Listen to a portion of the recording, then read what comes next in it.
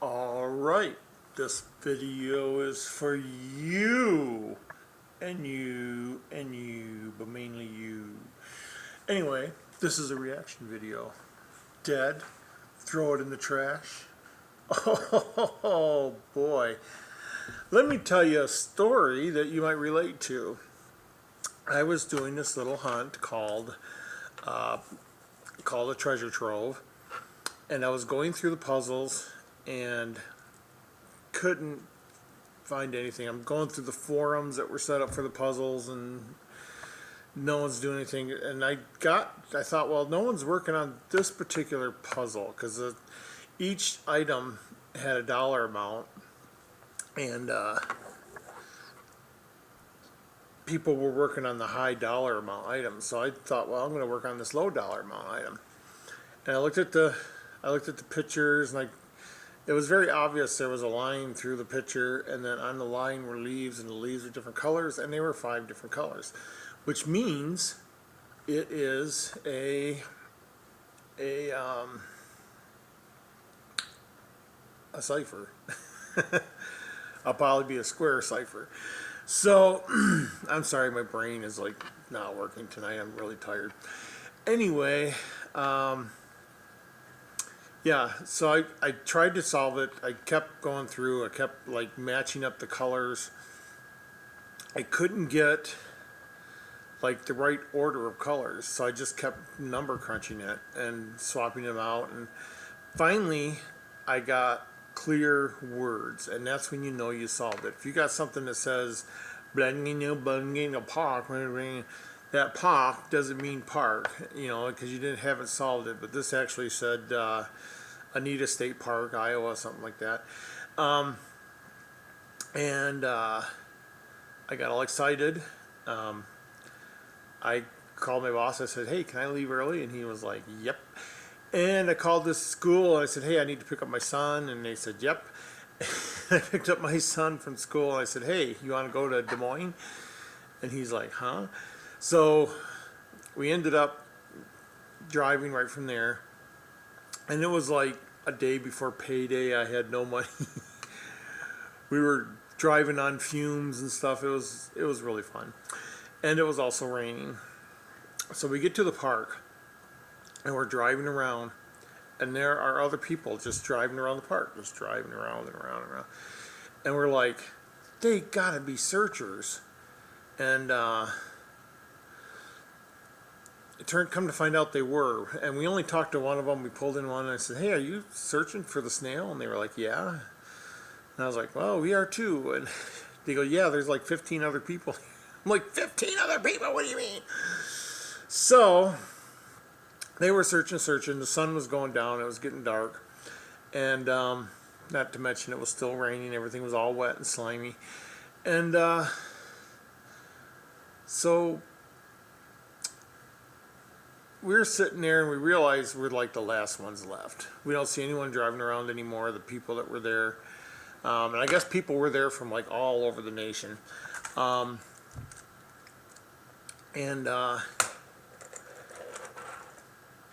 It's just one of those things. I thought I solved it, but apparently a bunch of people solved it all at the same time, or maybe someone posted it. I'm not sure. But I was getting discouraged. But my son was noticing things. He said, "That thing over there reminds me of this thing in the book." And I was like, "Well, maybe. That I don't think that's a clue. That's just a picture in the book." And he goes, "No, I think this is that thing over there." And I was like, "Okay." And we searched and searched, and we couldn't find nothing. And then he goes, "Look, this thing is that thing over there." And I'm looking, I'm going, "Well, I think you're right. This is that, and this is that. And never the twain shall meet." And we were like, "Okay, let's search this area." And again, it's like dusk, and it's getting dark, and it's raining. It's harder and harder. And so I'm like, "Dude, we're not finding anything. I'm going to go." The path I was on was narrow, and I said, "I'm going to drive down to the end, turn around, and come back, and I'll pick you up, and we'll go." So I drive the truck down, I turn around, I come back, and there's my son. He's like, literally. And I'm like, okay. Oh, he must have found something.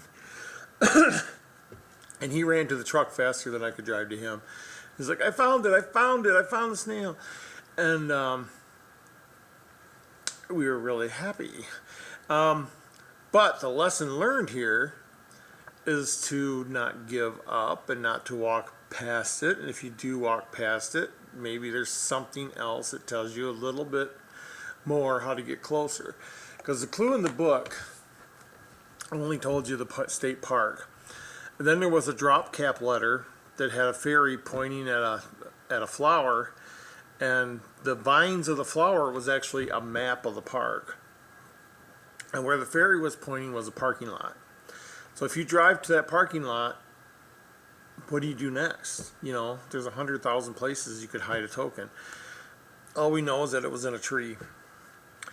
And then my son started figuring out these other things, and apparently no one else figured it out because no one else got the token.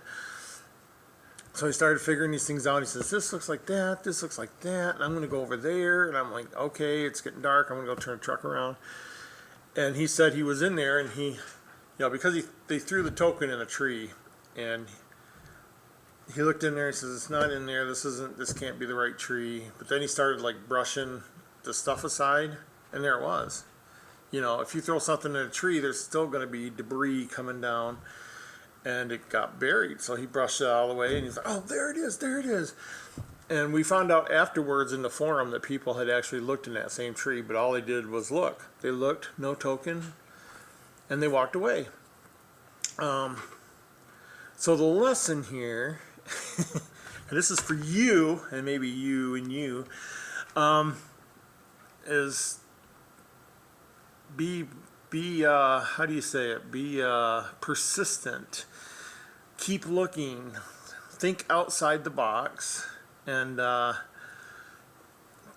maybe there's other clues that were missed that you could go back and find, because everyone else missed the other clues.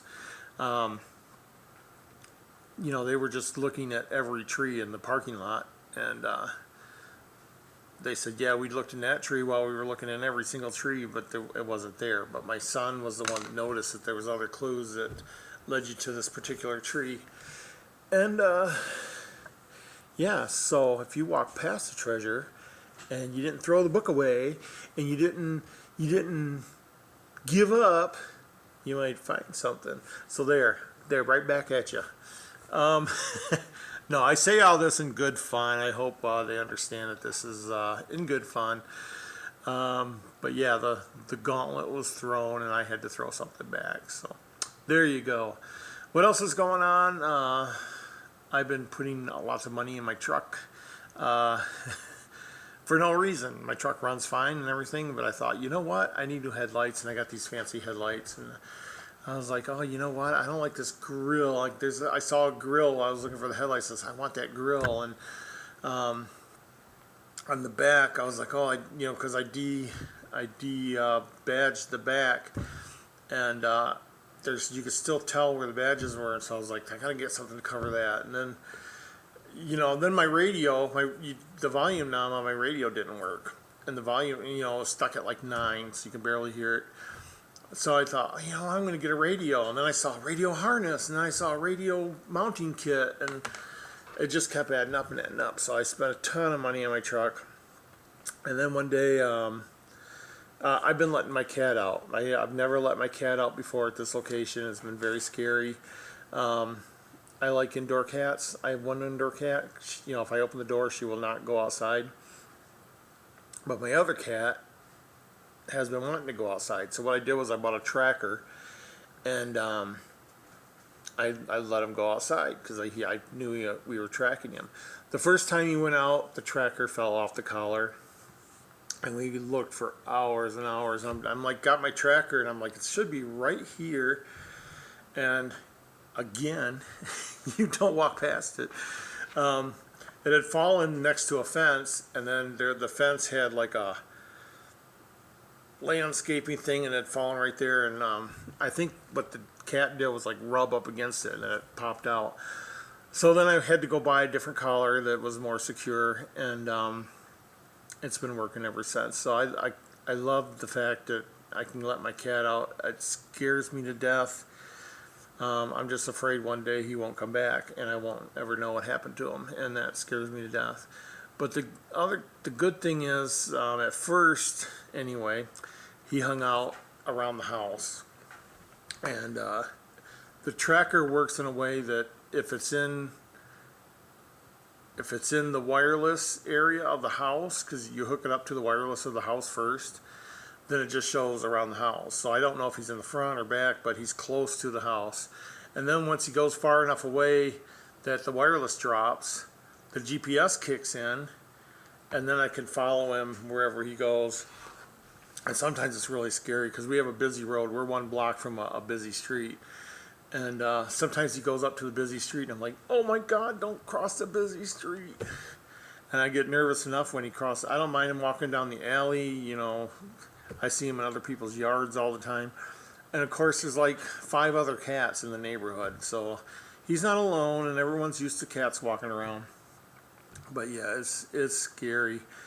I just know one day he's not going to come back. But at least I have the tracker. And the other good thing about the tracker is that the battery lasted like 2 weeks without being charged. And that's pretty darn good, I think. And it wasn't even discharged all the way when I took it off him and charged it back up again. But yeah, I was surprised, like day 4 and it's still at 90%. I'm like, wow. So anyway, I like my tracker. If I knew what it was, I could tell you what it was, the brand name. I can tell you right now. I shall go to this over here.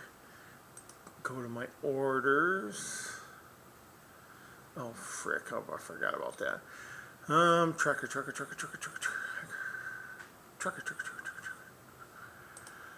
Which, wow, a lot of stuff on Amazon. There's my radio, there's my kit, there's my headlights. Here we go. It's called the Tractive GPS Pet Tracker, waterproof GPS, smart activity tracker, unlimited range, works with any collar, costs $50, so it wasn't too bad. And it gives me history, it gives me, like right now my cat's at home, so it shows, you know, my cat's at home. But if I hit history, let me pull it up here, I can see everywhere my cat's been in the neighborhood. And luckily he's going away from the busy street, but he has been up to the busy street before. This is just the last 24 hours. So yeah, if I stretch that out, at first he was going over here a lot. So anyway, that's not bad to me. It is crossing a street, but it's a street that hardly anyone uses. So anyway, that's my cat tracker. Health-wise, yeah, I did lose a bunch of teeth, and I can't drink fizzy drinks anymore. I've been drinking milk and Gatorade and stuff that aren't fizzy. The inside of my mouth, I don't know how to describe it, but if I drink a fizzy drink, everything burns. The roof of my mouth, my tongue, my cheeks, it just burns like I ate a ghost pepper or something. So I can't drink fizzy drinks anymore. And if you don't want to hear something gross, you know, skip ahead. But like my tongue always goes, because when my teeth break off, there's always a jagged piece sticking out. And my teeth is always over there, like poking at the jabs, and because, you know, I'll eat something and I got to get all the stuff out of my teeth, and I got a water pick now, and and you know, I got teeth missing on this side and teeth missing on this side, and a couple of them are holes in the gum, so I get stuff in those holes, and I'm like, there's a new piece here, and I'm like, well, did I break another tooth? And my tongue is rubbing it, new piece, and I'm rubbing it with my finger. I'm like, there's definitely a bone there. And I finally went to the mirror, and I looked up in the mirror, and it was like my jawbone, like the skin on the roof of my mouth had worn away, and I was like licking my jawbone. So yeah, we're trying to figure out what to do about that. Of course, my next doctor appointment isn't until a month away, so I'm living with it. It's not really anything I should go for the ER for. The only annoyance about it is, first of all, my brother died of cancer. He had cancer right here in his jaw and in his neck, and so that kind of worries me. But they assured me it's not cancer. And eating, I can't eat anything crunchy right now, which I miss. I ate a handful of what do you call them? Cashews, and oh man, I did that at work, and I was picking them out of my teeth all night at work, and I was like, got home, I'm like, get the water pick, and I'm cleaning out everything with the water pick. So that was fun. But yeah, I can feel bone. Ooh. So that's my health, and my daughter's doing better, and oh my gosh, she didn't drive for like 6 months because of this thing she's going through, and so she gets in the car, she wants to go. She dropped a kid off at a school function, and coming back all day long, we've been getting these updates that a big historical building called the Kirk Building, downtown Mason City, has been here for over 100 years. The outside is clad with copper, which makes it very unique. And it's green. It's a big green copper building, and it's on the National Registry and all this stuff. But it caught fire and it was burning down. So people were driving downtown to see it, and I mean, it was bad. We used to live there. We moved in there when we first moved to Mason City, so we know what the inside was laid out like. But it's a total loss. And while she was, and she, it wasn't that she was driving by to look at the fire. That's how you come home from school. And the person in front of them slammed on the brakes, and she rear-ended them, and that put her back 6 more months. I don't think we'll get her to drive for a while now.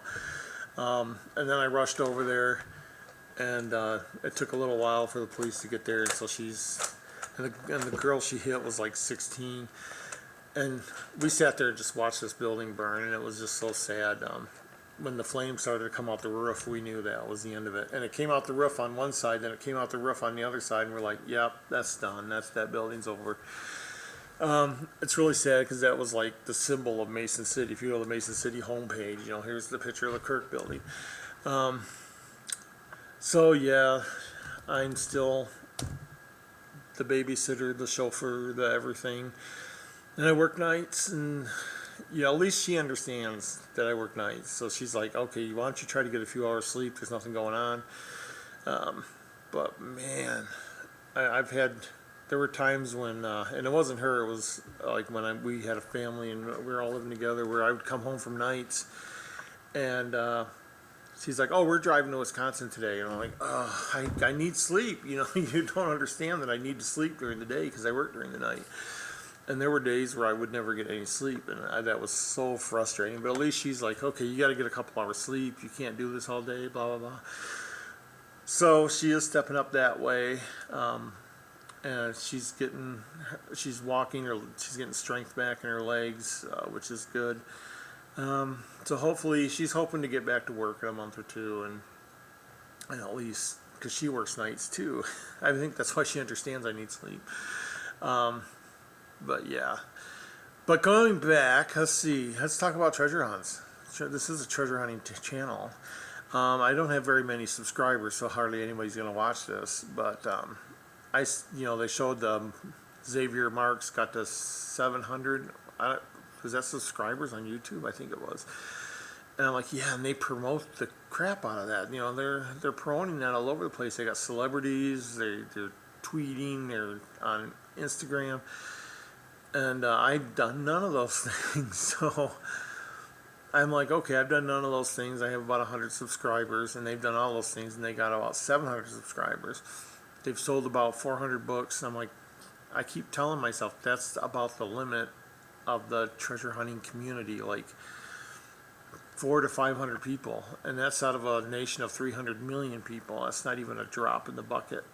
That's a molecule in the bucket. So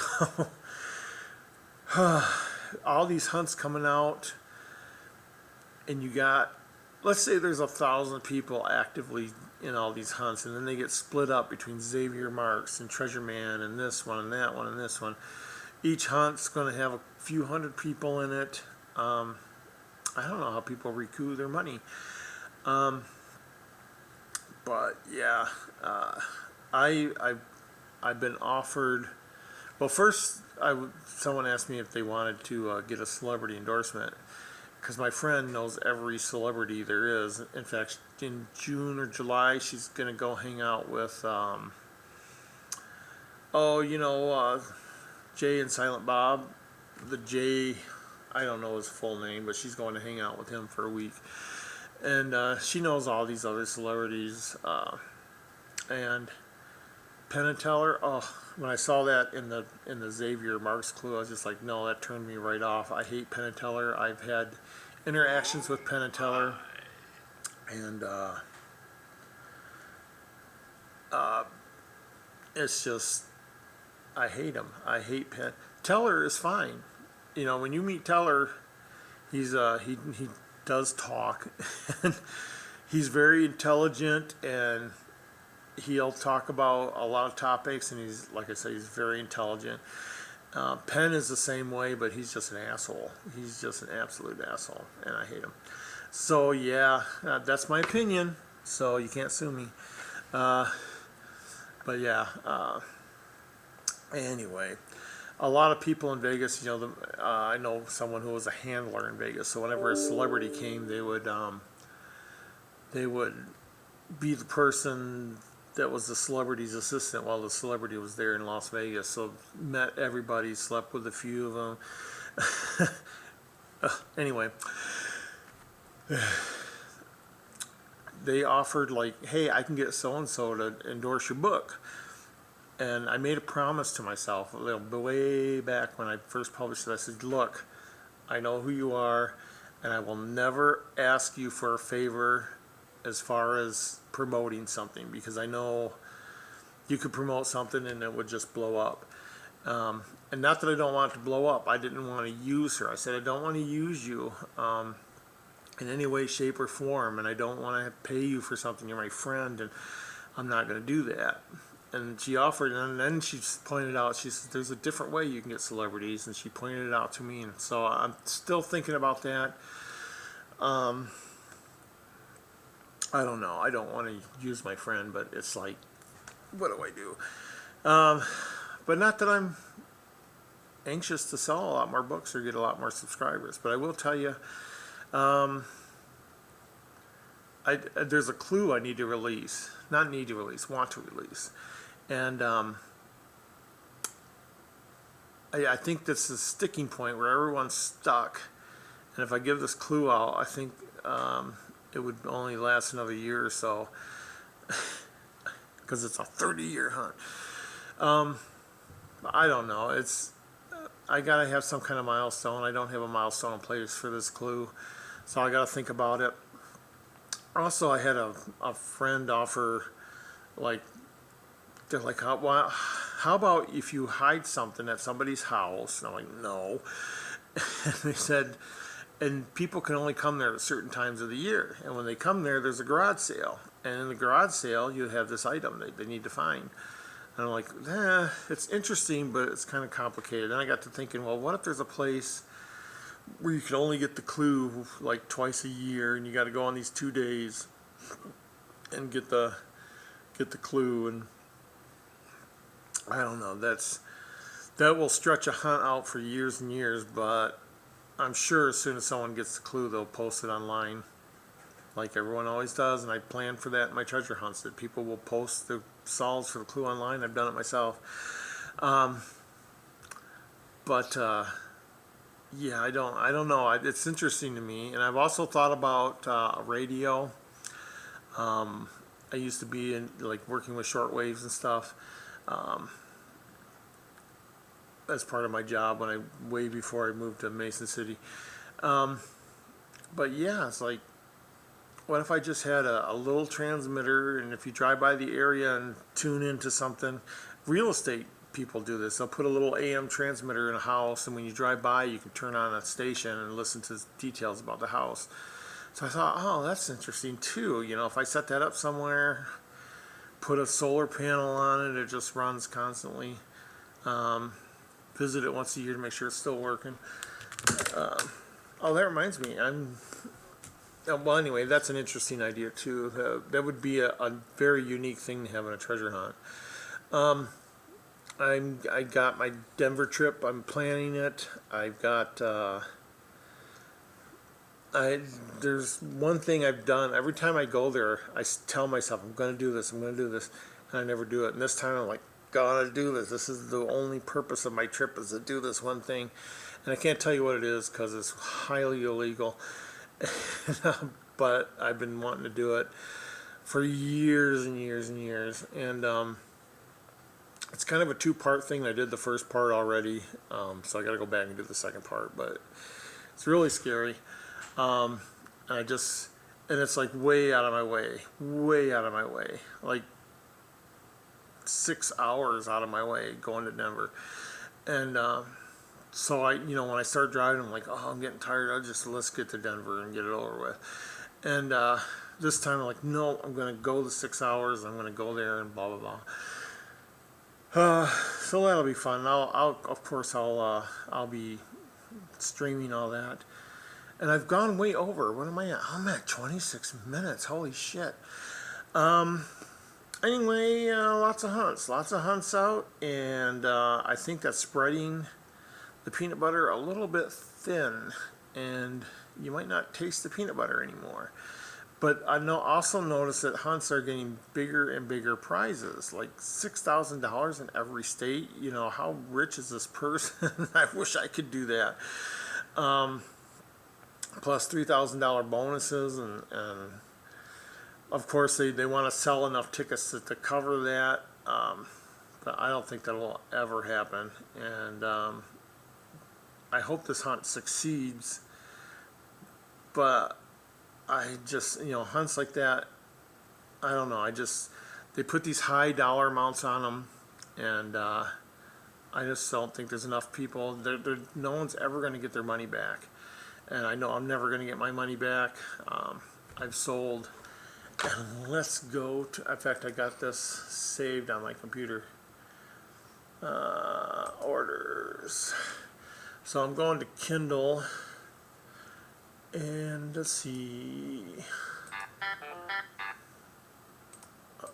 I actually have 5 books on Amazon, and I'm going to do all time.